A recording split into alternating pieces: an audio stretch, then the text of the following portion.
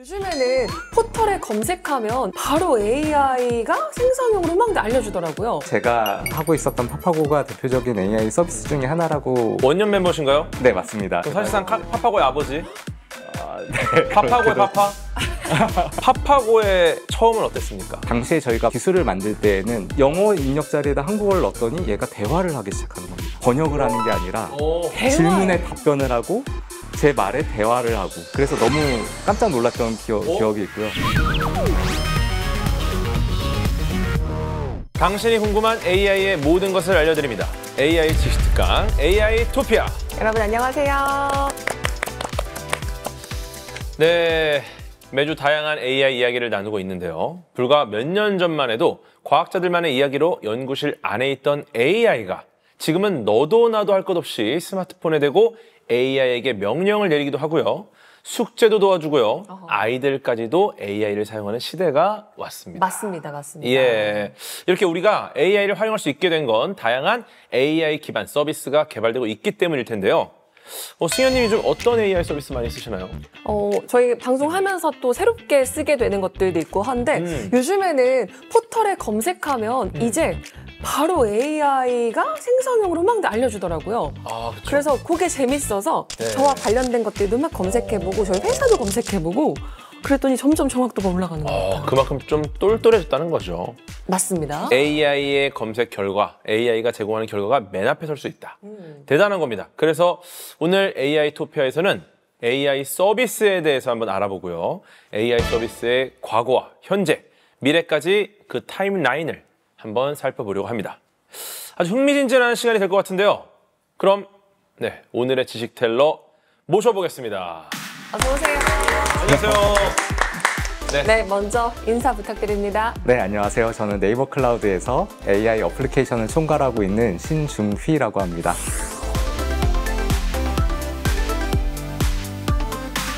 그렇군요. 사실은 AI 서비스라고 하셨잖아요. 그걸 지금 담당하고 계신 거고 우리 AI 기술이 개발됐다는 뉴스 보면 사실은 남 얘기 같고 멀어 보이거든요. 근데 AI 서비스는 그걸 내 문제로 피부에 닿게 좀 끌어서 만들어주는 게 아닌가라는 생각이 들어요. 그럼 우리가 지금 사용하고 있는 AI 서비스 대표적인 게 어떤 게 있을까요? 일단은 제가 하고 있었던 파파고가 대표적인 AI 서비스 중에 하나라고 볼 수 있는데요. 약간 원년 멤버신가요? 네, 맞습니다. 네. 파파고의 시작? 시작을 같이 했죠. 사실상 파파고의 아버지? 파파고의 파파? 파파고의 파파를 맡고 계셨군요. 이제 파파고 서비스 같은 경우가 네. 이제 대표적인 AI 서비스 중에 하나일 거고요. 지금 현재 사용자만 해도 한 달에 활성 사용자 수가 2천만 명이 쓰고 있는 서비스이기도 하고요. 2천만 명? 네, 2천만 명이 적어도 한 달에 한 번 이상은 사용하는, 하루에 사용하는 분들도 한 300만 가까이 되는 서비스입니다. 그래서 생각보다 저희가 굉장히 많이 사용을 하고 있고요. 네. 네이버는 말할 것도 없이 어마어마하게 많은 사용자들이 네. 있지만 그 어마어마하죠. 안에서도 이제 검색을 할 때나 쇼핑을 할 때 저희가 추천을 한다거나 아니면 검색에 있는 말씀하신 대로 결과를 보여주는 것들이 다 이제 AI 서비스들이 적용되어져 있는 거라고 볼 수 있을 것 같아요. 네. 그렇군요. 파파고 말씀하셔가지고 저는 사실 그 변화를 너무나 체감하는데 최근에 행사 진행을 가면 외국에서 나오는 분들이 많이 있으시잖아요. 네네. 이제 더 이상 통역사 분들이 안 계시더라고요. 현장에 그게 그냥 바로 번역이 돼서 실시간으로 올라가는 그런 서비스 이런 것도 지금 하고 계신 거죠? 네, 그런 것도 같이 보고 있고요. 사실은 이제 실시간으로 서비스하는 거는 결코 쉬운 문제는 아니고 그래서 이제 실시간으로 서비스하는 과정 중에 일부는 사람의 도움을 받기도 하지만 지금 많은 부분에서 예전보다 훨씬 더 품질이 많이 올라갔고요. 예, 그리고 이제 여러 모달리티들이 복합적으로 서비스에 적용이 되면서 그러면서는 이제 예전보다는 훨씬 더 정확한 번역이 더 잘 되는 그런 환경으로 바뀌고 있습니다. 저희가 이제 앞서 오픈에서 말씀드렸지만 AI가 이제 연구실을 벗어나서 이제 우리 손안에 왔습니다. 우리 삶 속에 온 겁니다. 이렇게 AI가 대중적인 서비스가 된 계기가 혹시 뭡니까? 아무래도 이제 얘기 드릴 수 있는 건 딥러닝일 것 같고요. 너무나 다들 아시겠지만 알파고로 저희가 이제 딥러닝이 어떤 건지를 간접적으로나마 느꼈고 그때 이제 저도 많은 놀라움과 충격을 받은 적이 있었고요. 그 이후에 이제 저희가 딥러닝도 같이 연구를 하고 예전에 이제 기계 번역은 그 통계를 이용해서 번역기를 만들었었거든요. 근데 이제 딥러닝 이후에 기계 번역이 현저하게 좋아졌고 그래서 이제 2016년도에 파파고라는 서비스가 그 딥러닝에 기반해서 이제 번역기로 나올 수 있게 되었고요.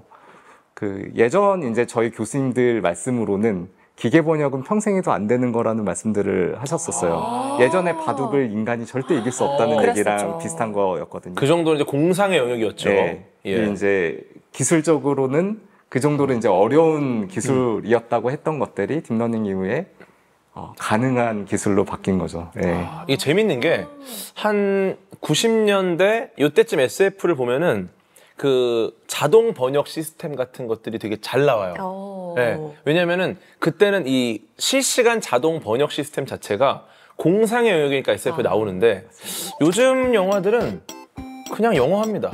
영화 외계인들도 그냥 바로 영어 쓰고. 그러니까 이거 공상의 영역이 아니니까 야 그냥 언어는 그냥 인정하고 통일하자. 이거는 그냥 뭐 너무 쉽게 그냥 맞아요. 해결됐다. 약간 이런 느낌. 우리나라로 온 외계인들은 또 그냥 한국어 하고 한국어 이런 느낌이 좀 있어요. 이제 굉장히 심플해지는 게 어쩌면 이제는 이런 언어를 번역하거나 실시간 통역하는 게 공상의 영역으로 보기에는 너무 일상적인 기술이 됐다. 맞습니다. 이렇게 네. 볼 수 있겠죠. 예. 근데 예전에 사실은 그 우리가 이제 알파고 사태 이후로 사태. AI가 똑똑하다라는 네. 느낌을 받았거든요. 근데 그 이전에 조금 얘 왜 이럴까? 그랬던 친구가 있습니다. 아 뭔가 그 막 네. 챗봇인데 심심할 때 대화하는 친구. 대화 가끔 이렇게 하면 좀 엉뚱하게 막 이상한 얘기하는 친구 말하는 거 맞으시죠? 어릴 때 많이 써보셨어요? 제 이름을 넣고 예를 들어 궤도야. 너 궤도 누군지 아니? 그러면 이제 잘 모르잖아요. 그렇죠. 학습을 시킵니다. 궤도는 대한민국에서 가장 미남이야. 이거를 몇 번 학습시키면 다음에 궤도야. 너 궤도가 누군지 아니? 이러면은 궤도는 대한민국 최고 미남이야. 흐뭇한데 다음 날 보면 또 누가 다르게 학습시켜서 또 그러면 궤도는 예, 궤도는 진짜 못생겼다. 이 세상 예. 오징어야. 예 이렇게 해놓는 거야. 아니 근데 왜 이렇게 정말 뭐 챗봇이나 사람이나 이렇게 혹사시키세요? 왜 이렇게 강하게 그만큼 키우세요? 그때부터 이 훈련, 학습, AI에 대한 좀 이해도가 있었던 거죠. 근데 그거는 사실 그때는 우리가 뭐 생성형 인공지능 이런 말 안 붙였었잖아요. 그렇죠. 생성형이 아니죠. 지금 생각하면 비슷한 것 같지 않나. 이제 와서 돌아보면 그런 생각이 드는데 이게 그럼 GPT나 하이퍼클로버 X랑 비슷한 건가요? 조상님 같은 거예요? 굳이 말하면 조상님의 하나일 수 있는데요. 너무 다르죠. 너무 예. 그렇죠. 오스트랄로피테쿠스랑 우리랑 좀 다르듯이. 맞습니다. 예. 차이를 두자면 예전에 이제 기술들은 뭐 이전에 그냥 내용들의 일부만을 참고한다거나 말씀하신 대로 내가 지정한 것들을 그렇죠. 저장해 놓고 이제 알려주는 정도 수준밖에 안 됐지만 지금의 이제 그 생성형 AI들의 핵심은 그 컨텍스트 정보들과 일반적인 그 세상에 있는 난리지들을 다 같이 학습을 해서 알고 있기 때문에 제가 아무리 저는 미남이라고 학습을 시켜도 너는 아닐 확률이 되게 높아 라고 이제 알고 대답을 할 수 있게 되는 거죠. 지금은 나는 미남이야. 그러면 죄송합니다. 궤도님의 경우에는 너무나 잘 알고 있기 때문에 죄송합니다. 미남이라고 정의하기 좀 어렵습니다. 그렇게 대답할 확률이 이게 높아지는 지금의 거죠. 검색해보고 싶은데요, 지금만? 역시 옛날 것이 옛 것이 좋은 것이다. 말씀 들어보니까 AI 서비스의 초기 모습이 막 궁금해지는데요. 그렇죠. 과거부터 한번 훑어봐야 됩니다. 제가 생각하는 AI는 뭐 아주 거슬러 올라가면 사실은 계산기도 AI의 일종이죠. 왜냐하면 연산 능력은 사람만 할 수 있었던 거죠. 동물은 당연히 안 되고 어떤 기계도 연산을 하는 건 어려웠죠. 주판을 쓰는 그렇죠. 도구는 있었지만. 네, 인공의 어떤 지능이라고 볼 수도 있겠죠. 그렇죠. 연산하는 능력만 가지고 있는. 그렇죠. 그래서 계산을 만들어내는 것 자체도 인간의 지능의 일부를 만들어낸 어떠한 이제 도구가 되는 거고요. 근데 뭐 그건 이제 너무 예전이라면 현대에 와서 저희가 AI라고 인지되는 AI라고 하면 뭐 검색도 자동으로 우리가 엄청나게 많은 문서로부터 이제 일부 우리가 필요한 정보들을 알려주는 것도 이제 AI의 일종일 수 있고, 그리고 또 우리가 뭐 쇼핑을 한다든지 아니면 뭐 어떤 정보를 추천받는 것도 사실은 이제 AI의 일종일 수 있고요. 그 다음에 이제 스마트 렌즈처럼 우리가 이미지를 찍어서 검색을 한다거나 아니면 뭐 기계 번역도요. 저는 궁금한 게 그러면 이제 초기, 좀 과거에 대한 이야기를 지금 하고 있는데 파파고의 처음은 어땠습니까? 왜냐면 저는 이제 처음에 파파고를 썼을 때 그 충격이 있거든요.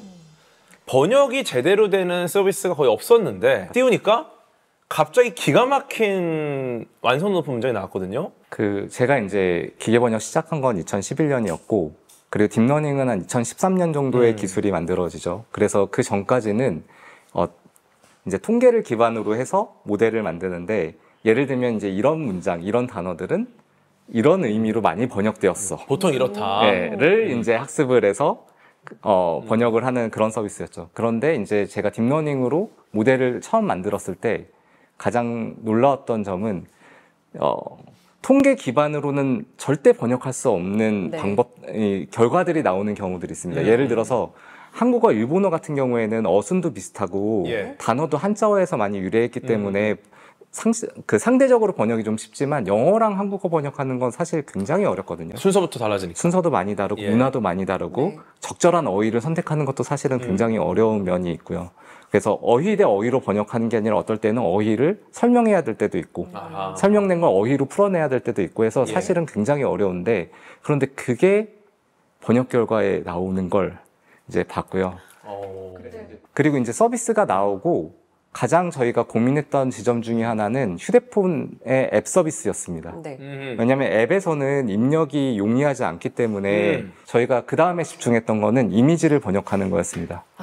그래서 휴대폰은 카메라가 있고, 그리고 또 이제 이걸 음성 대화로 번역하기에는 모르는 외국 사람들과 휴대폰을 들이밀면서 말해주세요 하는 것도 너무 어려운 일일 수 있고, 지금은 그렇게 하지만 당시에는 당시에는 그런 기능들을 만들기는 했지만, 하지만 이제 그거보다 더 활용성이 높은 건 이미지를 찍기만 해도 그 안에 있는 내용들이 번역되고 또 그 이미지 위에 번역된 결과들이 잘 보여지게 하는 자연스럽게. 그 기술들이 중요할 거라고 예상을 했었고, 그 또 재밌는 것 중에 하나는 저희가 이제 2020년 4월에 한 번은 오후 2시쯤이었는데요. 갑자기 저희가 그간에 사용했던 사용량의 최대치보다 2배가 더 넘는 사용량이 한꺼번에 몰려 들어온 적이 있었습니다. 그래요? 오후 몇 시요? 오후 2시쯤이었던 오후 2시에? 거예요. 네, 갑자기요.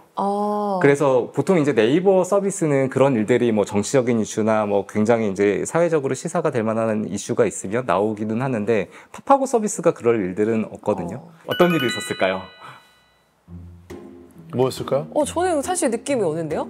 왜 그럼 막 별다방 같은 이벤트 하면 엄청나게 사람들 몰리잖아요. 해외 어떤 사이트가 이벤트를 연 거예요. 해외 근데 이벤트? 그거를 번역해서 봐야 돼. 해외 이벤트까지. 해외 이벤트. 근데 그게 공모를 하세요? 글로벌하신 분이네, 이분. BTS에 무엇을 주는데 그거 해외에서 준다. 근데 우리가 모르는 뭐 아랍어이다. 그럼 그거 번역하러 들어가는 거죠. 해외 이벤트 맞습니까? BTS는 되게 중요하고요. BTS가 저희 파파고 쓰면서 사용량이 많이 는 것도 사실입니다. 하지만 이 경우는 아니었어요. 보세요. 그때가 이제 코로나 때였어요. 그래서 재택으로 모의고사를 치르는 일이 있었습니다. 모의고사? 그러면 뭐 영어, 외국어 영역? 네, 외국어 영역 시험 시간이었고요. 그때 학생들이 이제 감독관이 없으니까 파파고를 켜서 이미지 번역으로 한국어로 읽고 외국어 문제를 사실상 풀어내는, 외국어인 줄 알았는데 국어 시험이었네요. 그렇게 문제를 푼 거죠. 근데 이거는 그러면 부정행위인 거네요, 사실은. 사실은 이제 좋은 활용성은 아니죠. 좋은 사용성은 아니지만, 그런데 이제 저희가 이미 파파고의 사용자들 중에는 이제 학습을 위해서 쓰는 사용자들이 많다는 거를 알고 있었어요. 그래서 그때 저희가 기획했던 것 중에 하나는 파파고를 이런 용도로 사용하는 사용자가 많으니까 차라리 학습용 도구로도 제공을 하자라고 했고, 서비스 기획팀에서 이제 외국어 문제집이나 이미지를 찍으면 그 안에서 암기할 만한 추천 단어들을 뽑아주기도 하고, 그리고 단어장에 저장도 해주고, 그리고 제대로 제가 잘 학습했는지에 대해서 이제 확인도 해주는 그런 기능들을 넣기도 했습니다. 어떻게 그런 에피소드에서 이렇게 서비스를 또 뽑아내실 생각을 했는지 똑똑하신 분이 많은가 봐요. 저희가 만들고 서비스에 100% 하는 순간 우리가 사용하고 있는 그 수천만의 사용자들이 바로 다 영향을 받는, 효용을 느끼게 하는 그런 기술을 만드는데 굉장히 관심이 많고요. 그러다 보니까 이렇게 새로운 일들이 벌어질 때마다 이걸 어떻게 사용자들한테 네. 효과적으로 효용적으로 사용할 수 있게 만들어주지라고 이제 고민하는 분들이 많습니다. 약간 검증된 인기 서비스이기 때문에 이거 우리가 조금만 뭔가를 잘 바꾸면 굉장히 많은 분들이 편안해지겠다. 맞습니다. 그 약간 책임감을 갖고 있는 거네요. 예, 그런 의미로서 이제 열심히 하고 있는 부분이 있고요. 예. 또 반면에 우리가 조금만 실수를 하면 아, 또 이제 사용자들 입장에서는 불편감을 느끼게 하는 그쵸, 부분들이 그쵸. 생기기 때문에 예. 어떻게 하면 또 우리가 실수를 인지했을 때 재빠르게 또 대응을 할 수 있을지에 대해서도 예, 고민을 많이 하고 있습니다. 네, 지금 이야기가 사실 에피소드를 들으니까 너무 재밌거든요. 혹시 또 다른 경험도 있으세요? 저희가 이제 파파고라는 서비스를 만들면서 좀 또 신기했던 건 보통은 이제 사용자들이 입력을 하다 보면 실수를 하는 경우들이 있는데 가장 대표적인 실수 중에 하나가 이제 입력 언어를 반대로 헷갈려서 네. 한국어 자리에다가 영어 자리에다가 뭐 한국어를 입력하고 그런 경우들이 있었습니다. 많죠. 저. 예. 그래도 그냥 잘 나와서 저는 진짜 깜짝 잘 놀랐거든요. 나오죠. 한국어가 한국어로 나오는 거죠. 그렇죠. 한국어로 나오거나 아니면 뭐 입력을 예. 바꿔달라고 하거나 영어로. 이런 식이 될 텐데, 근데 당시에 저희가 기술을 만들 때에는 영어 입력 자리에다 한국어를 넣었더니 얘가 대화를 하기 시작하는 겁니다. 번역을 하는 게 아니라 오, 대화. 질문에 답변을 하고 제 말에 대화를 하고. 초기형 생성형 AI 네, 아닙니까? 맞습니다. 어머나. 사실은 어떻게 그런 일이? 그렇죠. 그게 어떻게 이런 일이 벌어졌는지 당시에는 저희는 메커니즘을 전혀 이해하지 못했고요. 근데 이제 생성형 AI 모델과 기계 번역 모델은 사실 모델 관점에서 완전히 동일한 모델이거든요. 그거를 외국어로 번역을 하게 학습을 시킬지 아니면 대화를 하게 학습을 시킬지의 문제였지. 사실 이제 모델 자체는 동일했고. 학습 데이터가 뭐였는지가 중요한 거였지. 그렇죠. 모델 자체는 이미 같은 모델을 쓰고 있었기 때문에. 해놨었네요. 그러면. 네. 야, 유명한 발명품들 같은 경우에 보통 의도치 않게 나오는 경우 있거든요. 약 같은 거 많다고 들었어요. 막 실수로 페니실린 같은 경우도 그렇고, 야, 이게 그때 내가 조금 더 살펴볼 걸. 왜 내가 이때 계속 파파고에 파파로서만 있었나? 그러게요. 안타깝습니다. 네. 아니 계속 하셨으면 그러니까. 지금 LLM 언어 모델의 이쪽으로. 어떤 LLM의 이름이 이제 NLM이 될 수도 있는 그렇지 않습니까? NLM? SLM이 될 수도 있죠. 성함에 따서 또. 그랬을 수도 있겠네요. 이거 좀 아깝지 않으세요? 아까운 면도 없지 않아 있습니다. 지금에 와서 보면 그런 면도 있지만, 근데 당시에는 기계 번역이라는 서비스 자체도 굉장히 임팩트가 큰 서비스였고, 예, 저희가 그때 당시 하는 일들만 잘 하는 것도 굉장히 영향력이 컸기 때문에 당시에는 이게 이제 오류라고만 생각을 해서 빠르게 이 사용자들한테 답을 제대로 내주는 쪽으로 이제 연구를 계속 했었던 거고요. 그러니까 이게 사실은 이미 파파고 자체가 임팩트가 굉장히 컸고, 그리고 굉장히 많은 분들이 그걸 갈망하던 서비스였잖아요. 맞습니다. 그러니까 이게 더 중요한데 지금 다른 걸 신경 쓸 겨를이 없었던 거죠. 맞습니다. AI 서비스의 과거와 현재를 살펴보니까 앞으로 나올 AI 서비스에 대해서도 정말 기대가 큽니다.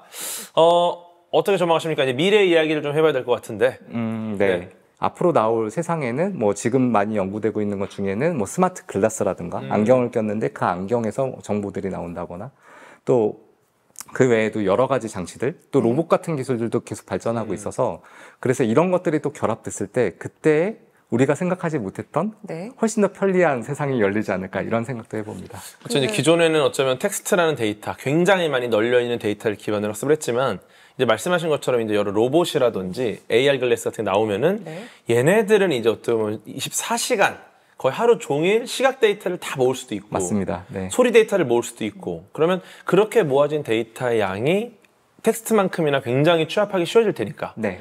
거기서부터도 굉장히 많은 변화가 또 있겠네요. 네, 그래서 사실은 이제 저희 네이버 안에서도 지도 서비스가 있고요. 그리고 그 지도 안에도 굉장히 많은 정보들이 담겨져 있고, 그리고 심지어는 이제 저희 연구소 중에 하나인 네이버 랩스에서는 실내 지도 같은 것들도 만들고 있거든요. 예를 들면 뭐 글래스에서 우리가 바라보다가 저거에 대해서 좀 궁금해하면 바로 답변이 나온다거나, 아니면 앞서 말한 대로 자기 취향을 너무 잘 알아서 이 식당은 굉장히 유명한 식당인데 네가 못 먹는 음식들이 많으니까 옆에 이런 식당들이 있고, 그리고 그 식당에서는 너의 취향으로 봤을 때, 그리고 네가 어제 먹었던 음식과 고려를 해봤을 때 이런 것들을 먹는 게 좋을 것 같고 하는 이제 추천, 그리고 네, 개인화 이런 것들이 다 복합적으로 나오는 그런 서비스까지도 연결이 될 거라고 생각이 들고요. 네.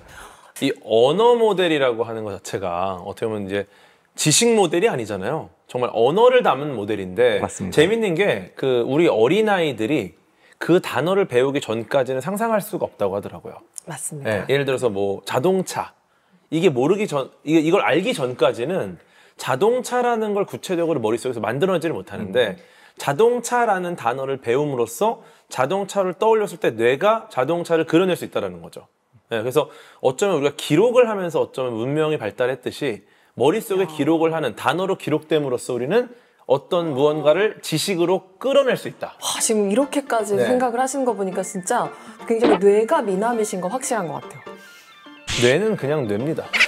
다 비슷하게 생겼습니다. 그래서 어떻게 보면은 우리가 어떻게 갖고 있는 이 지식에 대한 모델이 언어 모델과 당연히 밀접한 관련이 있을 것 같고 네. 그래서 이 언어에 대한 굉장히 혁신적인 서비스 파파고를 개발하신 분이 앞으로 좀 이 생성형 AI와 인간처럼 생각하는 그 AI에 대한 여러 가지 것들에 네. 많은 서비스들을 좀 기여할 수 있지 않을까 아주 기대가 좀 됩니다. 맞습니다. 정말 기대도 되는데 그만큼 이걸 구체적으로 현실화시키는 문제는 서비스는 정말 사람과 마지막에 만나는 문제니까 과제도 적지 않을 거라는 생각이 들거든요. 맞습니다. 네. 어떤 부분에 할 거 너무 중점을 두고 많겠죠. 계세요? 그 사실은요, 그 서비스를 만드는 데 있어서 굉장히 여러 가지들이 고려가 돼야 됩니다. 뭐 예를 들어서 우리가 어떤 모델이 한번 나왔다 하더라도 이 모델을 서비스화하는 데까지는 어쨌든 사용자들이 거의 실시간으로 활용할 수 있을 정도로 빠른 응답 속도, 그 다음에 또 수천만의 사용자들이 사용을 하더라도 문제가 안 일어날 수 있도록 또 처리할 수 있는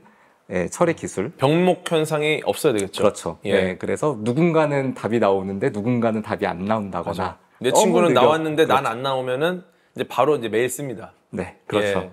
왜 쟤만 편애하느냐 뭐 그렇죠. 이런 게 있을 수 있고요. 그래서 그런 기술적인 문제들도 풀어야 하고 또 사회적 이슈들도 분명히 있습니다. 예를 들어서 저희가 또 재밌는 에피소드 중에 하나는 뭐 예를 들면 제가 이제 해외 대통령 사례를 많이 드는데 네. 뭐 트럼프 대통령을 번역을 할 때 그 네. 트럼프라는 이름이 나왔을 때 처음에는 대통령이라고 잘 번역을 못합니다. 그거보다는 뭐 방송인이라던가 그 전에 하셨던 사업가라던가 사업가. 왜냐하면 우리가 축적돼 있는 데이터가 그쪽에 있었고 당선 직후에는 그런 데이터가 쌓일 시간이 없기 때문에 이제 그렇게 번역이 예전 직함으로 되는 경우들이 있고요. 근데 이제 누군가들은 그걸 읽는 순간 이렇게 얘기하기도 합니다. 그러니까 대통령으로 인정하지 않는 거 아니냐.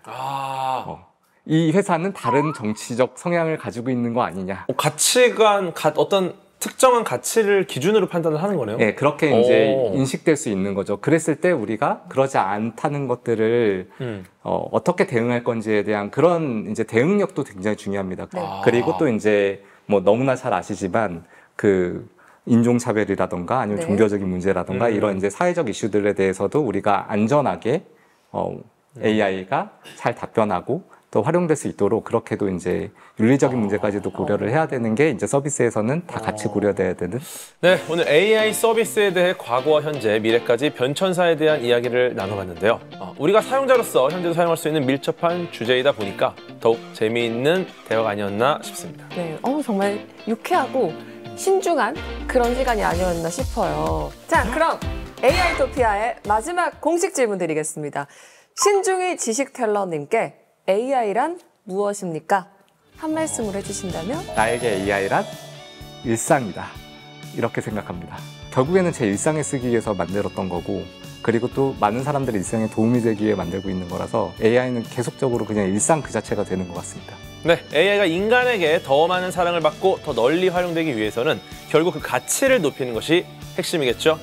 AI 서비스의 진정한 목적도 바로 여기에 있지 않을까 생각해 봅니다. 오늘 귀한 인사이트를 나눠주신 신중희 지식텔러님 감사드립니다. 고맙습니다. 감사합니다. 네.